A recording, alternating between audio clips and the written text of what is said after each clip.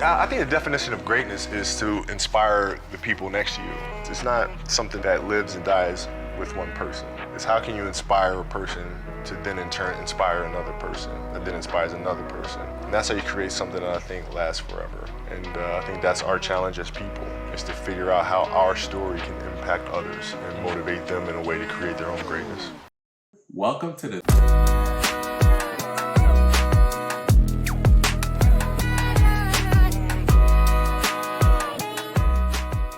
Welcome to the 3-on-3 podcast, the number one basketball podcast in the universe. That's right. Thank you for joining us. I am here. Yes, sir. I am here with my compadres, amigos, Evan, Butler, Sands. How you doing, brother? How you feeling, man? Good day, sir. Any day that I could talk about basketball is a good day. Yes, sir. Yes, sir. Also joined with my homie fam, cuz Lou. What it do, fam? Hey, what's happening, man? We ready for action. Let's get it. Yes, sir. As always, we have the Pod Mamba on deck, making sure that we continue to be the number one basketball podcast in the universe. Yes, sir. So we definitely want to start off the show with our thoughts, heartfelt concerns and prayers with the people of LA. As you know, the Pod Mamba is a proud resident of LA. And unless you've been under a rock, you know that they are being devastated by all these wildfires.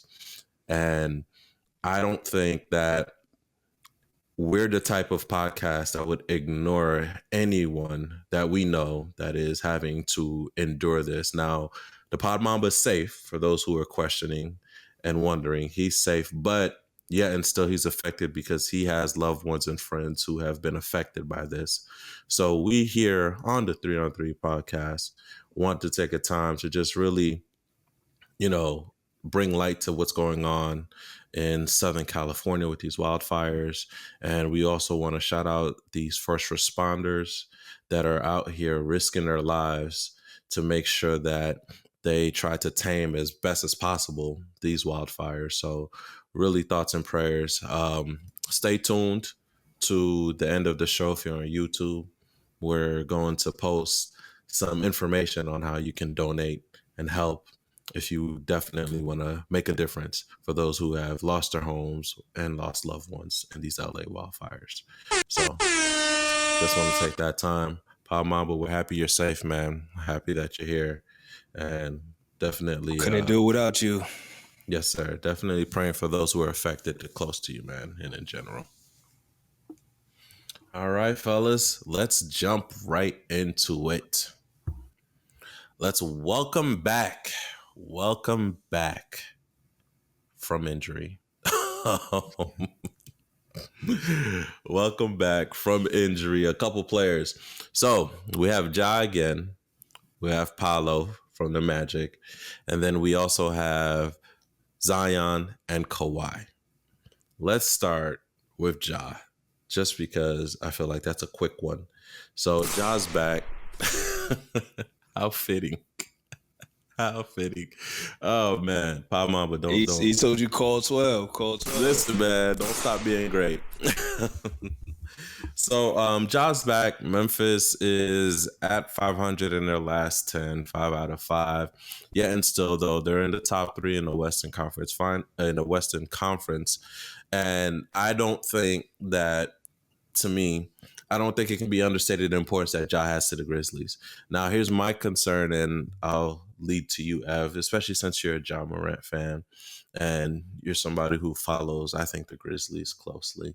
So how do you think this team will fare with Ja, given that it's looking like, and this is just me assuming, he's going to be a little inconsistent coming back from these injuries.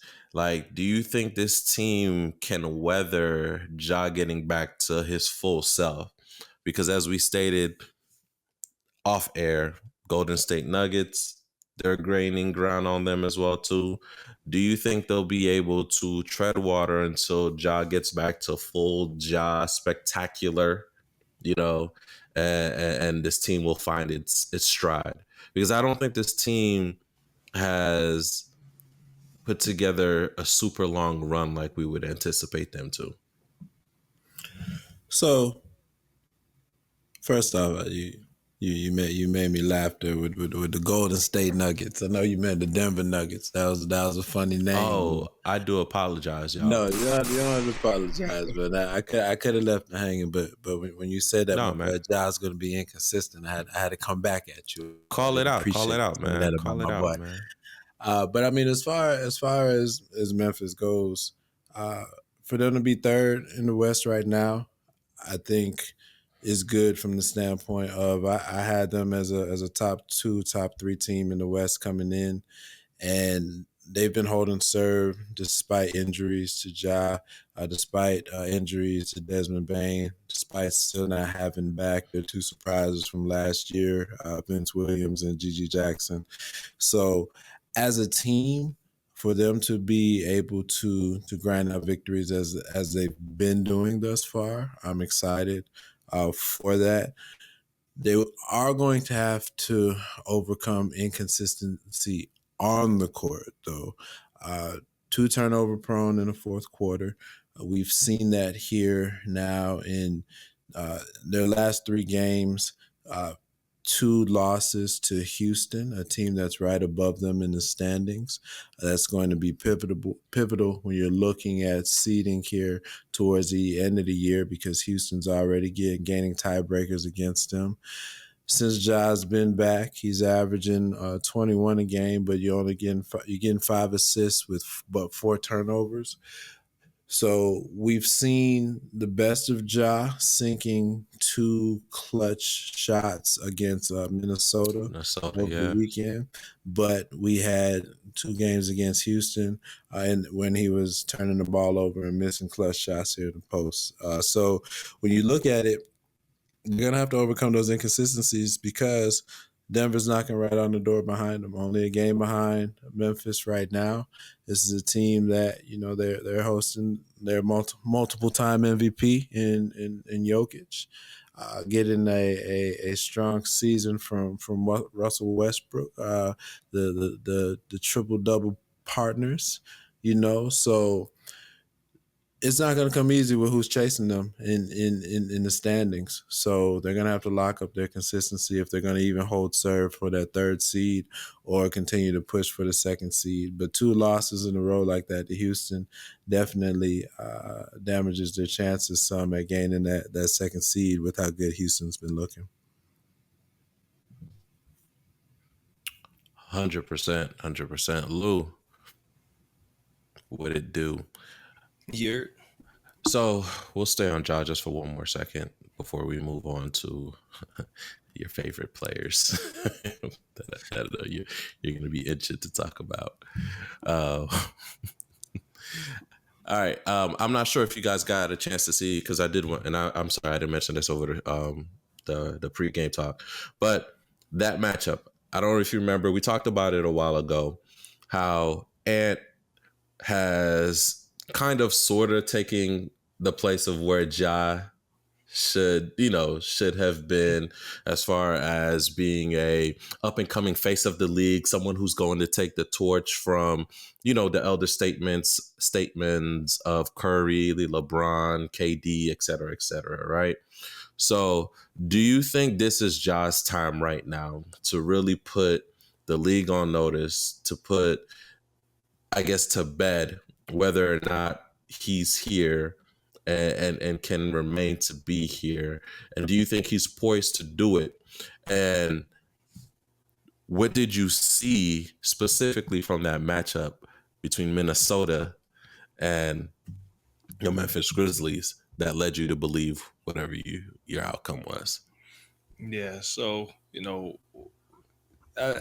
to answer your first question, like, okay, is this his time? I mean, to be real, I think that any time that he's on the floor, right, this season, it's his time. You know what I mean? I think it's been since he's been able to make the leap that he's made. And then now putting himself in positions for MVP talk. Unfortunately, for his season-ending injury last year, and then even for him to come back,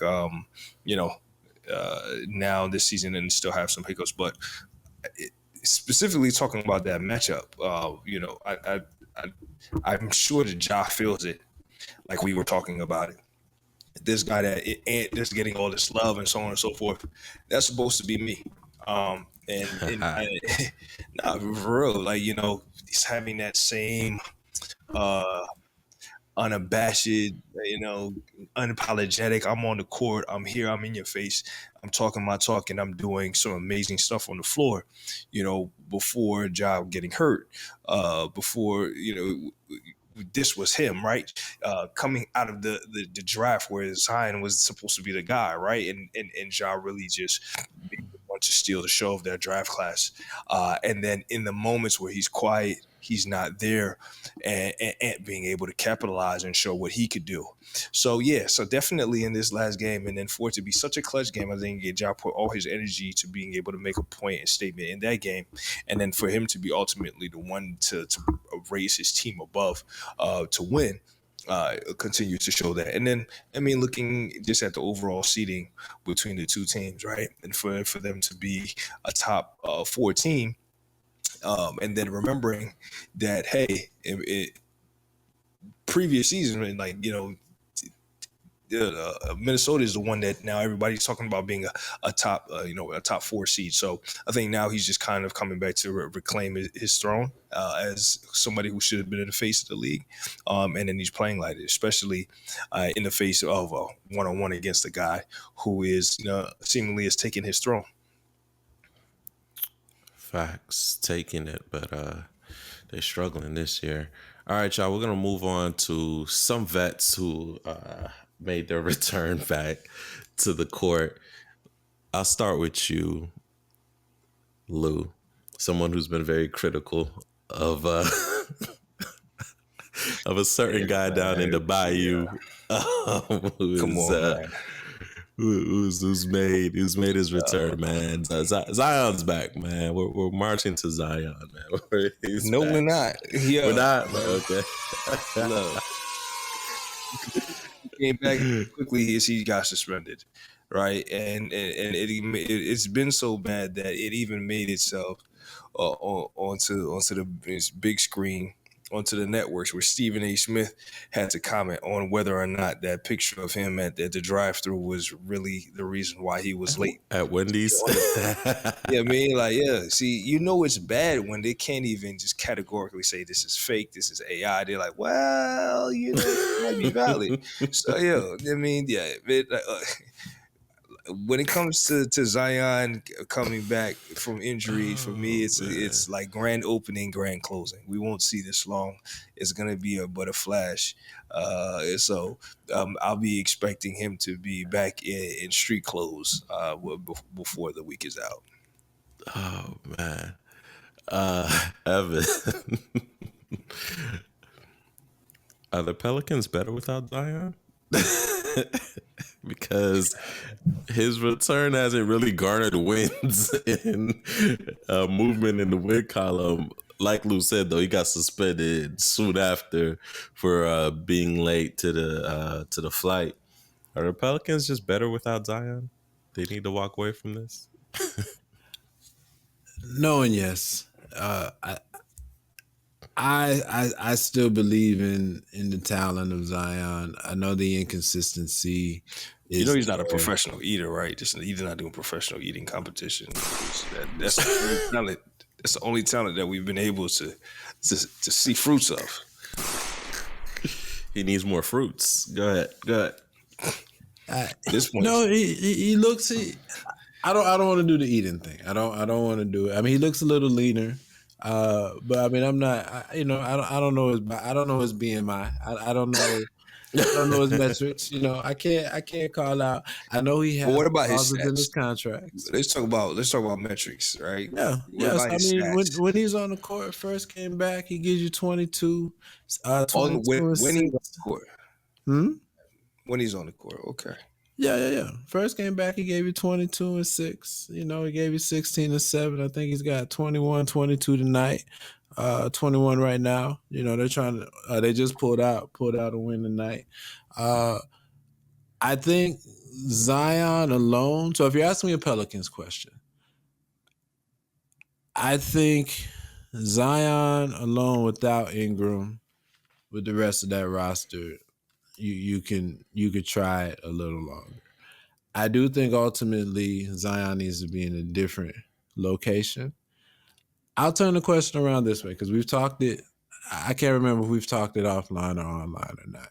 But Hans, I've brought this up before. You've been vehemently against it. If you're a team without any identity and your team is not in the playoff picture right now, and you don't have a talent on your team that's better than Zion, quote unquote, caveat, when he's healthy, agreed.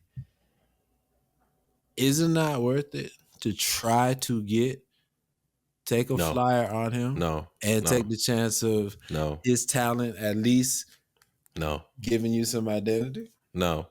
He literally has missed more time than he's played. I just want to know, when is enough taking a chance on him, Evan? Because did they not take a chance on him last season or the season before? But if you're New Orleans, Before that. so if you're New Orleans, right? Trey Murphy, great talent. He played 3 to 4. You got McCollum. He was playing like he knows, his contract will be up in the next year or so. So he's trying to do his thing. You got DeJounte, and you got Herb Jones off the bench. Are we That still fits with that lineup if they want to keep him. But he's not fit. And they have the contractual flexibility to get out of it if he doesn't reach metrics. That's the part that you can't escape from it. He has a contract that if he doesn't hit a certain number of games and doesn't certain weight goals, that you can cut bait from him. So you're not locked in like Bradley Beal's the worst case scenario, but Bradley Beal, you can't get rid of him unless he chooses to, right? You're not locked into Zion like that. So if you're a team that's trading for that contract, you have that flexibility. That's the only reason I think that, with the talent that he shows when he is on the court, I do still think it's worth a flyer on it. And that's the thing, though. I think he needs to give us a stretch like Embiid did when he was struggling. So remember the struggles of Embiid early on, and then he gave us a season where he played solid stretches. Mm-hmm. Of course, they rested him a little bit, and then everybody was like shutting up. They're like, okay, no, this dude's here. He has some durability, and he actually can make it through a season. I think until Zion proves that he can give us a string of, 15 games here, a rest, or not even 15, give us a couple games. Even if they put him on the whole Toronto Kawhi situation, right? Where they play him a stretch, rest him a couple bit, play him again. Until he gives you a season of that and makes it through a season, Zion's not worth the risk. Well, he played 70 games last year. He played 70 games. He, again, granted, listen, I'm grasping at straws, but he played 70 last year, and he was dominating that playing game before he got hurt with a few minutes left. So I'm not saying if you're a team that is in contention already, you don't risk your contention already for Zion. If you're a team that doesn't have an identity and can get them while the price is low, I think it's something worth considering. Why not? Send him to Atlanta. Well, listen, Hans don't want me to say the team that he know I'm thinking. Listen, you can send him to the Blazers. Hornets, those teams that aren't getting there anyway with what they have. That's fine. Send him to the Blazers. We'll trade him for somebody else. That's fine. I told That's you. not a problem, man. I've told you Jeremy Grant for Zion. I mean, You're I wildin'. don't think I'm wilding. What is Jeremy Grant getting you? You're wild. He's giving me more than Zion. He's injured right now. He's giving me more than Zion. Jeremy Grant, straight up. You know, Zion hasn't won a game yet. Like since he's been back. Bro. Now, granted, are we gonna give him a pass because it was Minnesota? Because it was Minnesota? Because it was in Boston. So we're gonna give him. We can give him a pass on that. But like, I guess at the end of the day, man, you should know better than anybody. Like, how long are we gonna play this potential game with him? That's just what it is for me. He's worse than the next guy we're about to talk to, which is Kawhi. Because Kawhi has proven, at least in the past, that he can make it to the promised land. This man has two rings. Chips. Yeah, like he's proven two MVPs. that he did there. He can at least say, yeah, I don't want to play because I won already.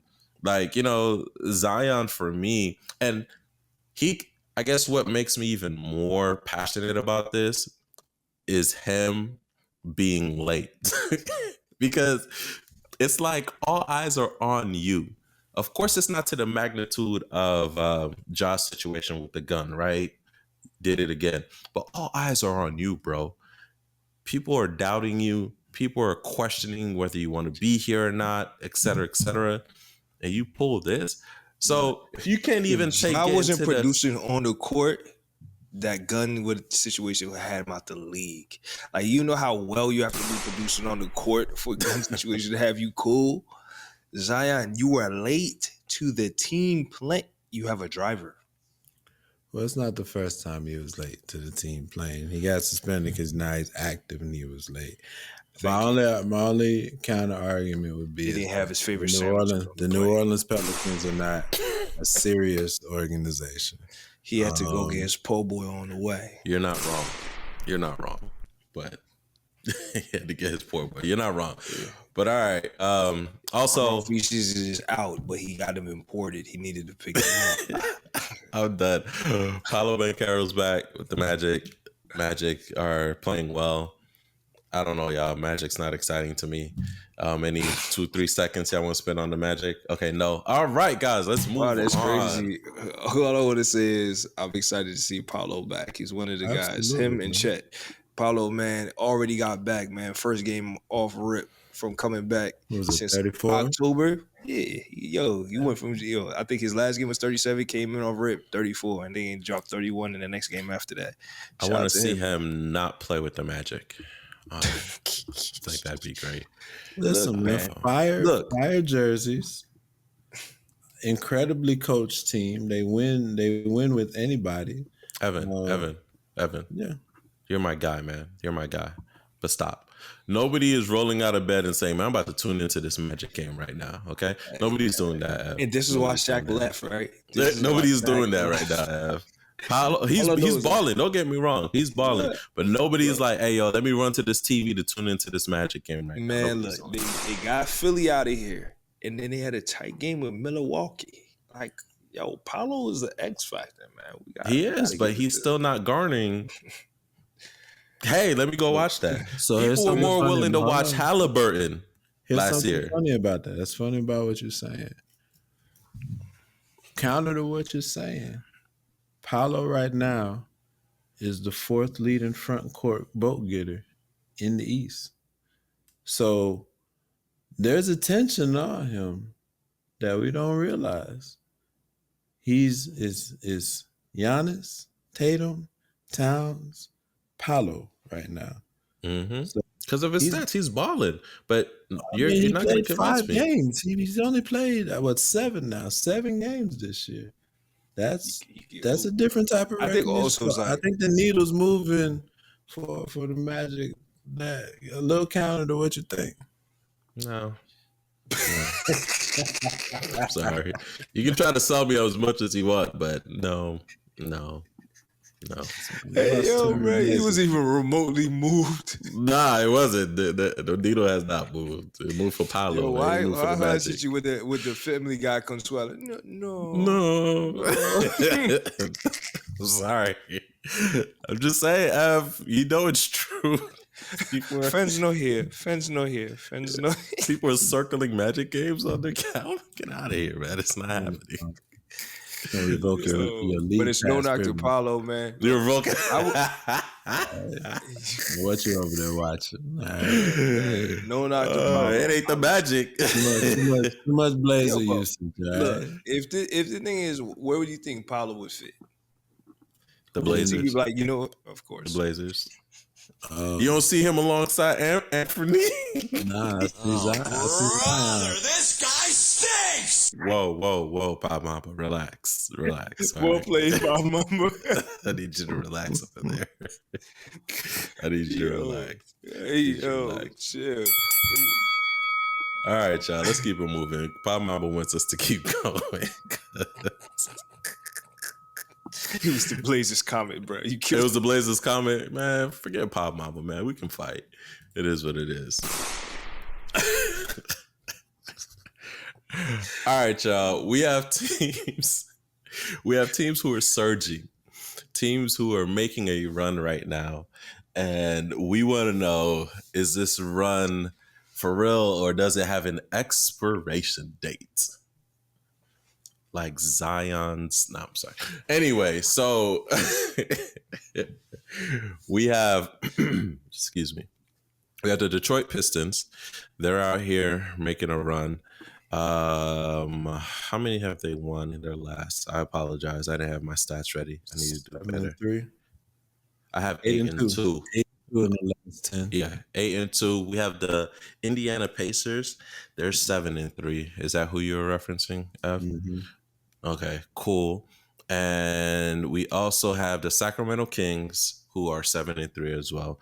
Let's start with the Sacramento Kings. I think it's interesting just because this is on the heels of them letting Mike Brown go. De'Aaron Fox actually was injured. He had that fall, which looked real bad, man. And he hurt his hip. So I'll start off with you, Ev. They're 7 and 3. They're starting to figure it out. Does this have any bearing on the coaching decision, or is this kind of them just really actually getting it together? I think combination of the two. When you hear comments that come out, Malik Monk making comments stating that Doug Christie, the new coach, speaks to them like he's played in the league before. Some took that as a veiled shot at Mike Brown. Wow. I mean, he played on that exact team. Yeah, speaking, so I think when you hear comments like that, it just speaks to the voice in the room had gotten stale, or the voice in the room wasn't getting the message across, wasn't motivating the team the way that it needed to get done. And although this may be a temporary blip, you're seeing a response, a collective response to a new message, even if it's the same message, just from a new voice in the locker room. And this team, I mean, it has talent, especially offensive talent. D Fox, an incredible first month of the year, fringe, borderline all-star season right now. Sabonis has been on a tear lately.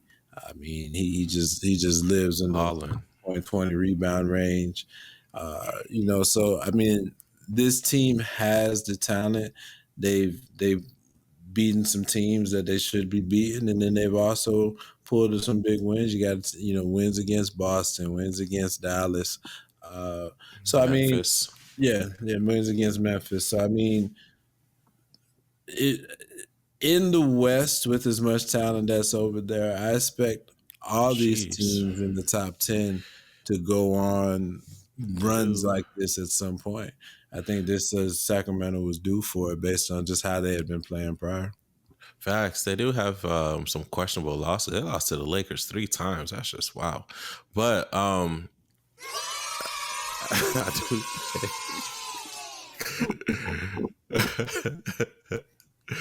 I do agree with you. You just want to throw that in there. I didn't want to throw that in there. Shout him out, man.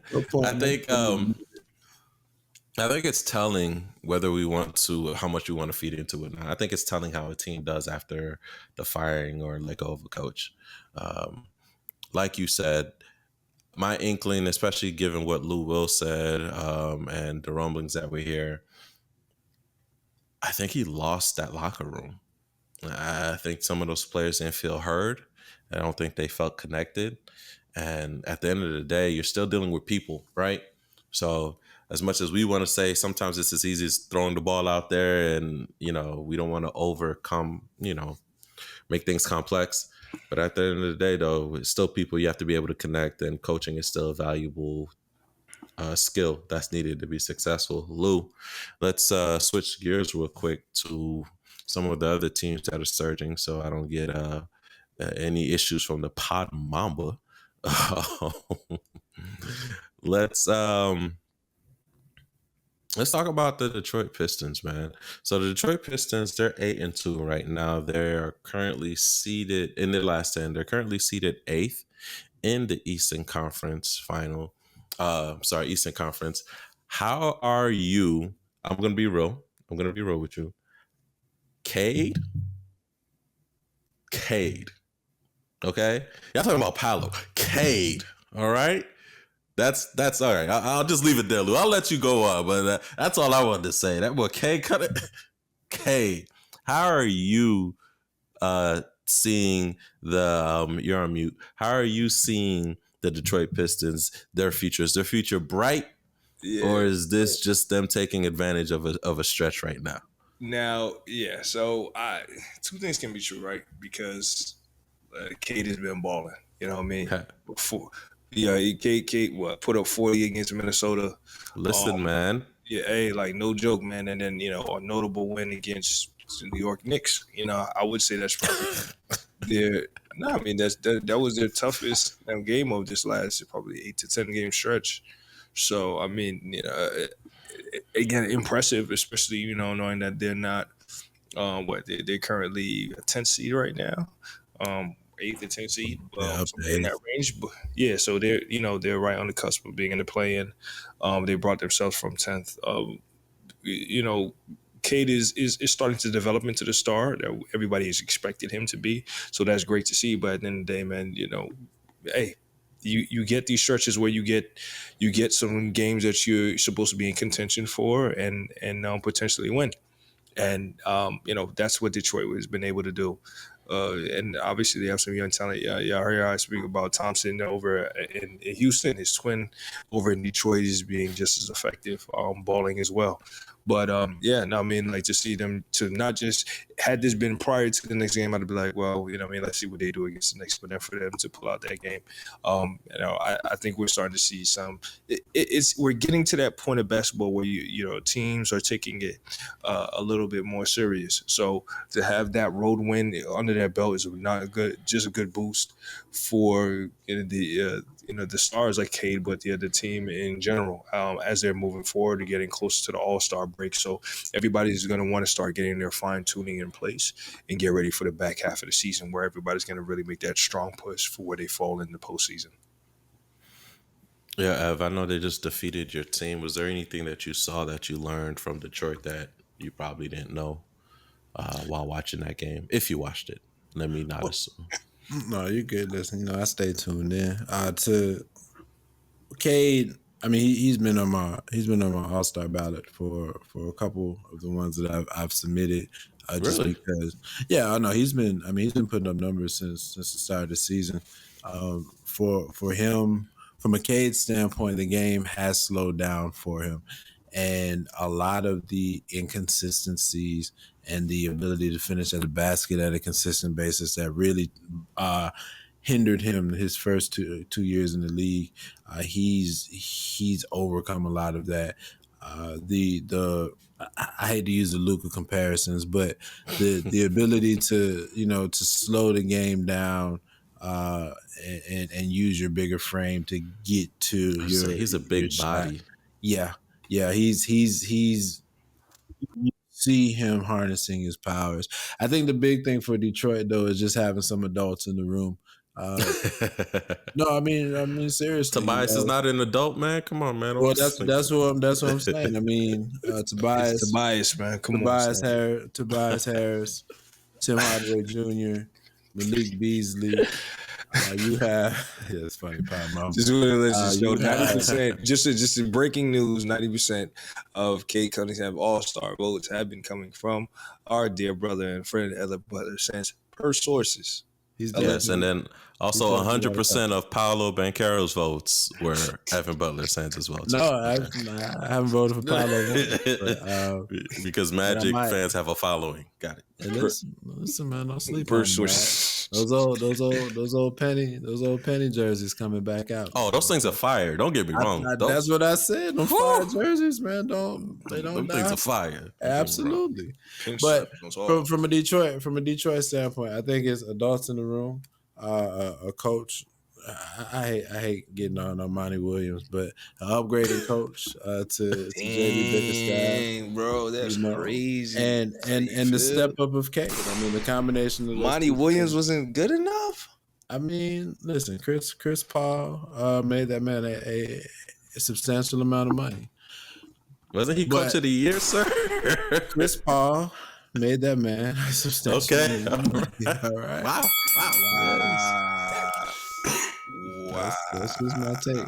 What I like about Detroit, I'll say real quick, is that with Cade stepping up now, you now have the ability to turn some of these pieces into better players to put alongside Cade. So there's a roadmap to growth and even better success now that Cade has shown he can be that 1A player. All right. Forgive me. Somebody's going to get mad at me. But we got to do this. We're a basketball show. We're the #1 basketball podcast in the universe. I'm going to put the fire to your feet right now. I need y'all to make a decision. Which pinstripe jersey goes harder? The Bulls black one or the Magic black one? Which one? Bulls. The blue Magic. Bulls, no hesitation. The blue Magic. Bulls, no hesitation. Bulls, no hesitation. With the star on the front. Bulls, no hesitation. I don't know. That one's tough, man. And I'm a Jordan fan. That Bulls one's hard. Don't get me wrong. But that Bulls one is it's tough. With the Chicago Magic one now. Chicago script, baby. That blue Magic one is it's tough though, right? That's tough. No, it's not that tough. It's not that tough. Listen, man, I don't know. But anyway, I digress. The Pop Mamba's gonna have my head here. So ring that bell again. I don't want no problems.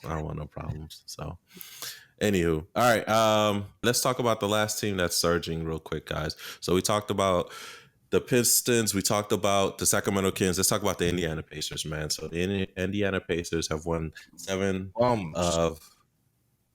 Say it again. Bums. Okay. Yeah. So, I thought you said pause. I was like, what did I say? No. I was like, what did I say? I ain't hit you with the cam. Yeah, you hit me with the Kevin Mays, yo. And I was just like, okay, cool.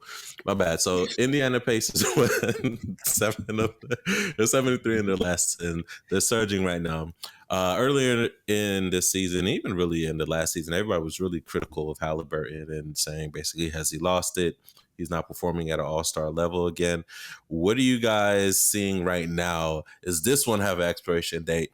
I'm going to be honest. I'll give my take first on this one. I think this one definitely has an expiration date, even though I do think that Siakam, I think, has been carrying that team more so than Halliburton has. He's been a lot more consistent in my eyes. But I do think that Philly needs a lot of help. But I do think that the Indiana Pacers need to make another move, man. The East is too crazy right now. So I think this surge has an expiration date. What are you thinking, Ev? I think they're a team with a couple 2s and no 1 and a whole bunch of 4s but no 3, if that makes sense, from roles on the team. But they have an offensive style that when it is cohesive, they can run off a string of wins like they're doing right now. I never thought they were as good as they performed last year, nor did I think that they were as bad as they came out this year to Is begin that the your year unbiased as. opinion Yeah, since that's my what happened? unbiased opinion. Okay. Listen, man. Listen, I was out there playing for the Knicks. Okay, that's the only reason they lost. Everybody was hurt, but I'm not Everybody was talking. hurt. Got it. Yeah, that's not what I'm talking about right now. But I mean, I think the Pacers have a style that once they're up and clicking, and their offense is fully running, they can drop a bunch of points on you and catch you slipping as a team. But being a year removed from really turning up to that style of play, it's not a surprise to anybody right now, right? That's So exactly it. Yeah. yeah, they're not catching anybody by surprise. Just when everybody's humming, Nemhar's back. He had some injuries. Mathurin is, of course, back. So when everybody's humming, they've got the depth to string off some wins, which they've been doing here this past Yeah. couple weeks. You hit the nail on the head for me. It reminded me of Colin Kaepernick with the 49ers when they went on that run. And it was like, okay, the next season, say it again. No, I said I see that. Yeah. We went to the bowl though. True. But they went to the Gary. They went to the Indiana went to the Gary, But I think it was just like they caught people by surprise and people weren't really expecting it. But now we know. The scouting report is legit now. We know what to move, so we know what to do. That's why I think they really need to make another piece. Like F says, they don't really have a one. Turner is their biggest man down there, is producing, so they need another big man. They got to do something different. They don't have potent scorers, if that makes sense. So as much as we give Boston flack for, their type of players, but they have potent. Unseasoned Curry is giving you 20 off that bench, right? Derek White is consistent. He's gonna give you the points and he's gonna lock you down. So, man, oh, listen, man, unseasoned Curry, man, he's hitting threes like, come on, man, like he's Ray Allen. Stop it, like. You know what I mean? This man is just shooting the lights out, pissing me off every time I see it. This man don't miss, man. Get out of here. This is wild. I feel like Christian. Every time somebody plays the Lakers, they start shooting the lights out. I'm like, what is happening here? But I really think the Pacers need to make another move, man. I really do. I think if they want to Zion? I mean, listen, Zion, Turner, that's not bad. That's not bad. What they gonna give up Siakam? Siakam's been so great for them, man. He gives them a wing, a three, and cornerstone of that team. He has, but at the same time, I feel like he's also been inconsistent this year. I feel like more than Halliburton. No, so here's what I think. Halliburton, I think they've all been inconsistent in their role. Halliburton's supposed to be the one. He's supposed to be the alpha. He's been inconsistent in his role. Siakam's supposed to be the clear number 2 on this team. He's been inconsistent in his role. Halliburton's been playing like a 2, not even a 1. And Siakam's been playing like a 2.5. And see, I didn't believe it. And then there's no 3. There's a whole bunch of 4s at that point. I don't even believe that Halliburton is really a 1. I think he'd rather be number 2. Halliburton is playing like a 2, but let's be honest, he's really a 3. Woo. He's a 3 on a championship team. Woo. You're not wrong. So no, you're not wrong. I think the challenge is that stretch that he showed last year. If that was him consistently, he would be a 1. I think this team is built around even with getting that consistently, and we're now at a point where it's like, is that ever going to be him consistently? I see, but the thing is, I think he can get that. He can play that, right? He can get what he was, the stretch that he had last season with a clear number 1, if that makes sense, right? So I think if the championship team, him being a 3, I don't disagree. I see it, but I think that they're a They very should good have. team with him as a number. Like, okay, well, Nah, go ahead. I was thinking like the Lakers. They should have went after D'Lo when the Lakers were trying to get rid of him. D'Lo see, to the but Pacers. So that Halliburton way, likes to facilitate though. Halliburton likes to facilitate though. that's what I'm saying. Oh, So D'Lo Let likes D'Lo to, score. let Let him pull D'Lo. up. The problem I see with all of those is him. Well, one, the entire team is built around him being that one, right? Because of the amount of role players that they have, and to an extent, their depth is a strength of this team. You'd have to consolidate all those pieces to bring in that type of superstar, and this is Indiana. You feel me? Like that's not gonna happen, or that player is not gonna stay in Indiana, which is why they were banking on Halliburton being that guy. They're like, hey, we got the guy. Now we can build around. Kind of like OKC has the guy they can build around. You know, so that's what they were going for, and he just hasn't given them that consistently. But it's worked over these past couple weeks, and it's gotten them back into contention. So I can't knock them too hard right now. Let me Although I ask you guess I this did. before you did. Last thing before it expire, we move on to our last. Do you think that's his natural position? The point? Yeah. So meaning, did they build this team around him displaying that skill set because it's his natural position? Or did they falsely build this team around him displaying that skill set because he had to do that so they could win? Does that make sense? I think it does. I think he's a point guard. I think Okay. he's a You true think he's a point point guard. guard? Naturally a facilitator. I That's think why he's even you seen definitely- last season, they're like, why didn't you press the score at certain moments? Mm-hmm. Because it's not his nature. I think his number one is facilitate first. And that's why we saw glimpses in Sacramento, but not this until he Okay, got the heard. ball in his hand. Cool. Got you. All right, y'all. Last but not least, poop for Coop. Listen. Cooper Flag, number one projected draft pick, NBA draft coming up. How are you guys feeling about him? Most importantly, what do the Blazers need to do to make sure that we drop this young guy from Duke University? I'll start with you, Av. I'm Don't say gonna trade for say- Zion. I mean, listen, you get Zion, he'll give you, based on your arguments, he'll give you exactly what you need. He won't play a lot of games. Y'all will lose a lot of games because he won't be available. That's what And you then we'll need get to Cooper Flag. And then you'll Got get it. Cooper Flag. I've been trying to talk you into the Zion move for months now. You know what, But- though? I see that. I see your vision. I receive that. If we're doing it for that, and then when we get Coop, we trade Zion, I get that. Just use him as a tool. You added one other step that I didn't add, but it's okay.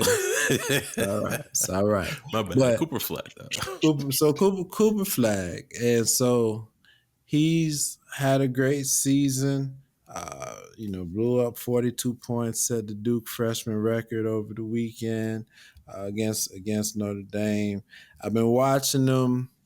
He's been a man amongst boys since he's like 13 years old. He's gotten the hype, the consensus number one prospect in this draft since he was 15, 16 years old. Team's been lining up for him.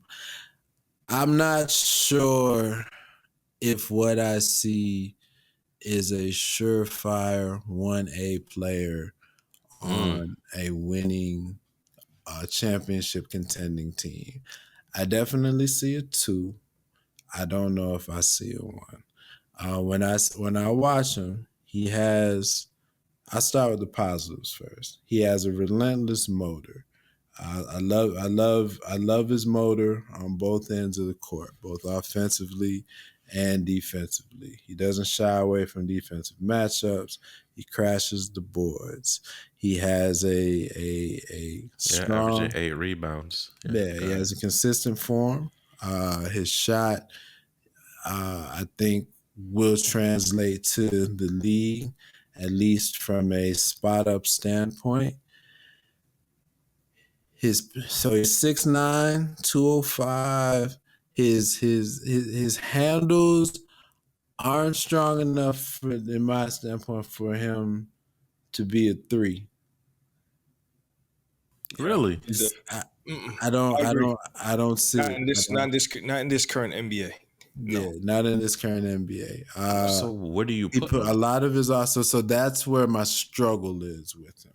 I don't think he has the fluidity of a 3, and I mean, there are no more power forwards in this league, but a lot of his offense that isn't transition comes off of putting his back on smaller players, getting the quick hook or baby jumper. I'm sorry. Let's stop real quick. This is What's wild up, to man? me. This is wild. Okay. You're gonna sit here on Al Gore's internet, Beyonce's internet, Come Okay. on now. and sit here and say you're concerned with his handles as a 3. Well, we have Jaylen Brown, who has had spotty handles as well too, and has figured it out and has performed well. It took him 8 So, years.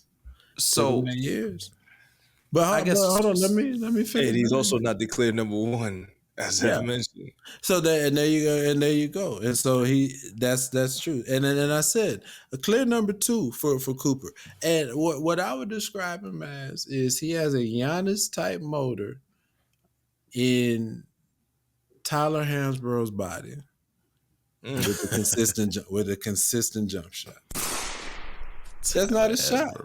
That's not a shot. That's what I see when I watch. Yo, I don't disagree with the Tyler Hansbrough body joint. Like, So when I look at okay, because I may not be transitioning to the DMV area, and so currently the worst team in the league right now, the Washington Wizards.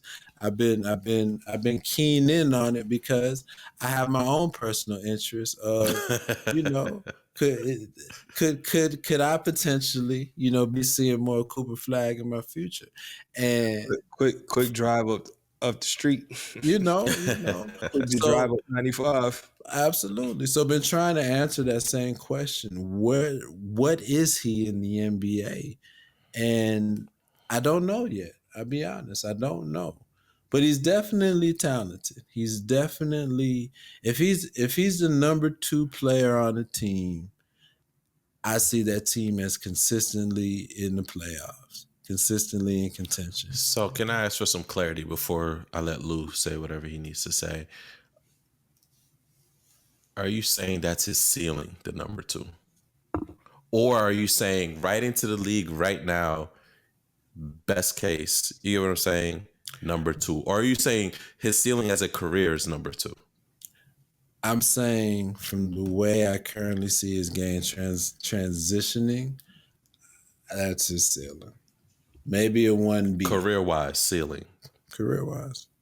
Number 2. Or for a championship team. For a Right. championship No. Yeah. I get that part. But you're saying career-wise right now, his ceiling is a number 2 on the championship team. On the championship team. That's what I see.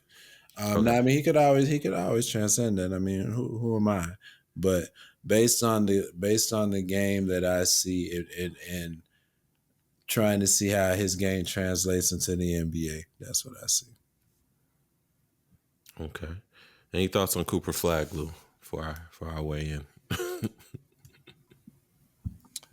What's the big difference between Cooper Flag and Lauri Markkanen?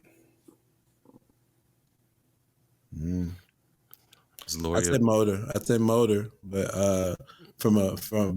but similar from a style of play standpoint. That's a good. And listen, we're not just doing the compare white players to white players thing. That's not what we're doing here. No. But or why not? But go ahead. But no, that's a good one. That's a good one. No, I mean, I'm saying that similar size, build, game. I I would argue maybe Laurie's a better shooter. That's what I say. I think Laurie has a better But stroke. to every point, it's just pause. Evans, you beat me. This I'm actually saying it. This is like everyone was talking about his motor, right? Marketing on a little bit soft. I think Cooper is a little bit more. He'll get into the post. He'll get with you. As opposed to probably marketing probably is a little bit more finesse. But I bring it up to say in terms of the point of, did we see him as clear number one? Nah. But that doesn't take away from his skill. I think he's, clearly one of the best players, if not the best player, right, in the draft coming out. But yeah, just like go back to Zion and Ja when we looked at them and talked about ceilings. I always believed that Ja's ceiling was so much more higher than Zion's, even though Zion on paper or just by face value looked like the best player to come out that draft. So, I'm interested to see what the other guys can do. But yeah, Cooper Flag is great. I think if in the right system, he's a plug and play, and it's not you don't have the same feeling like you did when Wemby was coming out, right? Even when you're looking at Wemby, Chet, you're like, oh no, these guys are clearly No, he's not a generational type of talent. Or even just like, looking at somebody like Sengun, like you're like, yo, this guy can be the number one on any team. This is somebody we could build a team around. Flag, Flag would be somebody that would be perfect on the 2016 or even if you want to do the 2014 Warriors. And I mean, he looked like he'd be a great player to be right on that squad. So, but I guess somebody to carry the team, somebody that you build a team around, I don't see it. So you don't see him developing and growing to somebody like the two aforementioned players we talked about, Paolo, Cade. You don't see him being a number one for that team. Or Lou, and I'm asking you this. I know Ev would say yes because those aren't championship teams. So you don't see him being a number one on any team, Lou. Like you don't see him rising to be that guy for not a team that is going to seriously contend. I think he could be a number one on a mid-tier team for sure, right? Like if he came in, he could be. I'd like to see him play alongside Cade. You know what I mean? That'd be interesting. Or I'd like to see him in Indiana. You know what I mean? Have him play with Halliburton. Halliburton. Yeah. Notice nobody said the Magic, Ev, but go ahead. Well, I don't think that him and Paolo could coexist. I don't think him and Paolo are too similar. Yeah, they couldn't coexist. But hey, look, if somebody said, actually, no, I'm lying. He's, I wouldn't say that about OKC because, look, he's not tall enough. But I guess Hartenstein is exactly what you need, right? So, you got to look at a team. Portland could use him for sure. Listen, man, we'll take him, man. We'll take him. Y'all have guards in Portland, so that would be a good fit there. Yeah, exactly. Right? Go to a team that has like a solid backcourt of guys, and then somebody who can stretch it in the front court. So, all right, if you have him you have him as a three, he's probably playing this hybrid 3-4, or realistically, Hans, you'll appreciate this, right? You have him play like a Tatum and Brown situation. Right, I guess you have a taller 4 that's more dynamic, but you have him playing as 3 and him as a shorter 4, right? And playing a little bit more of a power forward, more of a traditional power forward role. I think for me with him, and we'll wrap it up right here, guys, is I'm banking with him on development and potential. That's what I'm banking on, and you guys are banking on what you see right now. So I definitely don't knock you, but I think with some more grooming, and don't forget it's his first year out, right? He's gonna be out. Nobody stays and plays in college anymore and gets developed. I feel like he's one who will definitely benefit from that, and I can see him rising to being a number one on a championship contending team with the right development. Just because Ev said it, the intangibles, the motor. He's not shy on defense. He'll play. He'll go after it. He can score in a variety of ways. He has a great foundation, and if it's fed into and developed, I don't know, bro. Like I can really see him being that guy. Sounds But- like but I don't you know. minus the defensive part. You sound like you describing Carmelo. But here's the thing, though. He Melo gets after it on defense. when he's Melo off, is too, an man. elite individual scorer. But okay, I'll say this and I'll leave it alone. His floor is an exceptional piece on a roster. So, we're talking, 2 versus 1. It actually doesn't even matter. If your goal with the number 1 pick, if you get a 2 or 1 as your number 1 pick, you have a foundational piece of a successful future for a team. Yep. And that's where whoever drafts him, they'll be in good shape from that standpoint. Facts. All right, guys. Thank you so much for joining us. We appreciate it. Guys, don't forget, if you're listening to us on our podcast, please check out our YouTube.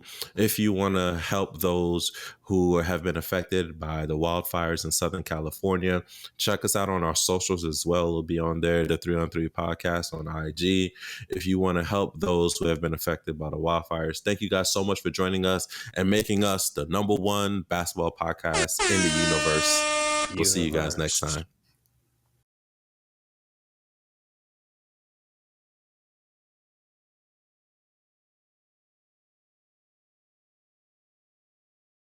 What's up, guys? Thank you for listening to the 3on3 podcast. Please be sure to give the episode a thumbs up if you loved it. Hit that subscribe button, and last but not least, hit that bell so that way you're notified every time we drop a new episode. Hit us up on our social media, guys. You can find us at the 3on3 podcast on IG and Twitter. If you want to give us any ideas or suggestions, shoot us an email at the 3on3podcast@gmail.com. We appreciate you. Thank you for tuning in. See you guys next time.